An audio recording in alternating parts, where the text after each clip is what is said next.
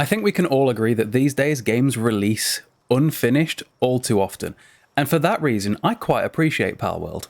Now, I've only been playing Palworld for like half of today, something like that.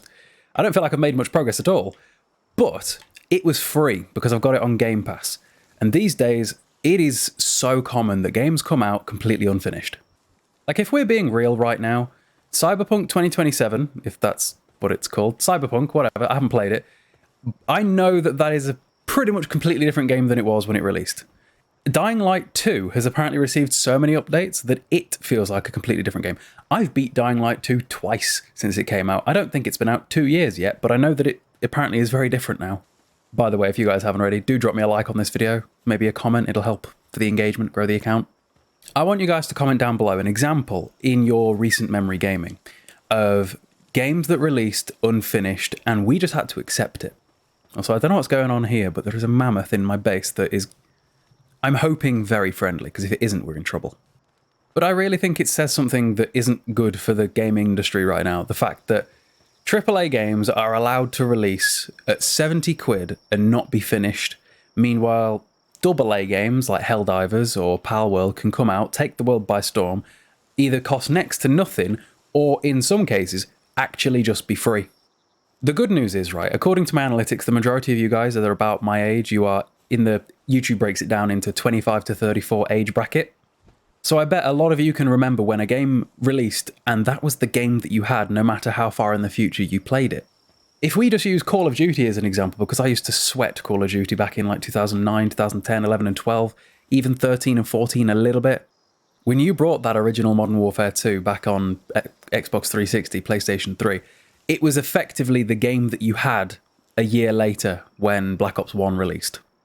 Whereas now, right, if I go back and play Modern Warfare 3 that released in November of last year, I might not recognise half the guns, half the maps, it'll play differently. It doesn't, it's different now, and I'm not sure I like it. And that's just multiplayer games. It's single player games that it's even worse with.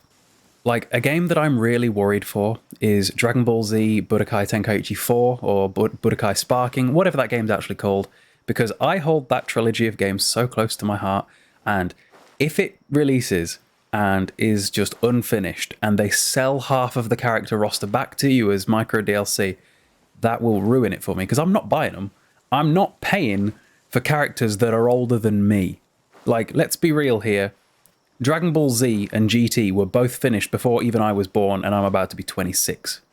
As far as I'm concerned with that game, if the characters exist right now, they should be in the roster. It's that simple, as far as, like, characters that matter go, anyway. I don't want to be sold Ultra Ego Vegeta or Ultra Instinct Goku, none of that.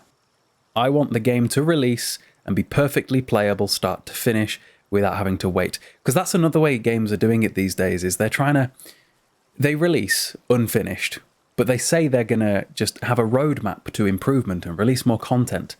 They'll pretend that the game is finished, but it's not. Like a decade ago, there was a whole problem where on-disc DLC was a thing. So if you're younger watching this, right, these days, if you play a game on a disc, all that disc is a license key that allows you to download the game to play it. Really, that's what it is. But back then, the game itself was on the disc. That's why you put the disc in, had to install it off the disc, and then the game just worked. And what some developers were doing, and some studios and publishers, and it got them in a bit of shit, was they would create a game and all of its content, and then cut out content, even though the files and all that sort of thing were still on the disc. But you had to then pay later as DLC or microtransactions to get access to that content, even though the content was created before the game went gold, before the game came out, and was on the disc. That was the start, I would say, of this unfinished stuff that just happens these days. And then to make things worse, nowadays, if you buy a game, there isn't even a guarantee that you're going to be able to play that game in a few years. Like, I know it wasn't a particularly good game, but if we use Avengers as an example, I'm pretty sure Avengers has now been delisted from everything, right? So, player base for that game probably doesn't exist anymore. All these live service type games, in my head, live service is basically synonymous with unfinished. We're going to sell you the rest of the content at a later date for a monthly fee. Because these days, and how many times have I said these days in this video, take a shot, a game comes out, and instead of making all of their money through the sale of the game, just be having an amazing game and people buying it, it's like, The sale of the game is just the start. What they would then want to do is lock you into like 15 quid a month for the next 12 months minimum. Even worse is the practice of like seasonal DLC and season passes. There was a time, again, I've never liked season passes. They've always been a bad thing for gaming. But there was a time where a season pass meant you got all of the DLC for that game that was ever going to come out. Now a season pass is, you can have some of it, you might not get all of it. Like I think Borderlands 3, for example, has 2 different season passes. Like Borderlands 3 might only be a few years old and has like 5 different complete editions you can buy. Which one's the completedest? I have absolutely no idea. Another example I can think of a game I didn't play, but I know had a miraculous turnaround, but when it released was just absolutely just shat on, was No Man's Sky. That released broken and apparently is now just fine. But in an age where games cost as much as they do to make, and they take as long as they take to make, they should finish the game before it comes out. Just stop announcing the game so early. Stop announcing games literally years before it's ready, and then having to meet an artificial deadline set by yourself if the game ain't ready. And to be fair, being announced ahead of time has always been a problem. I distinctly remember Sleeping Dogs being announced years before the game came out when I was a kid, teenager, whatever.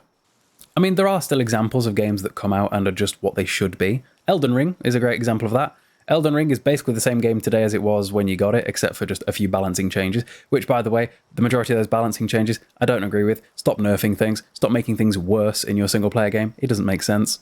But at least that came out and was an entire experience that you didn't have to wait for more, you know?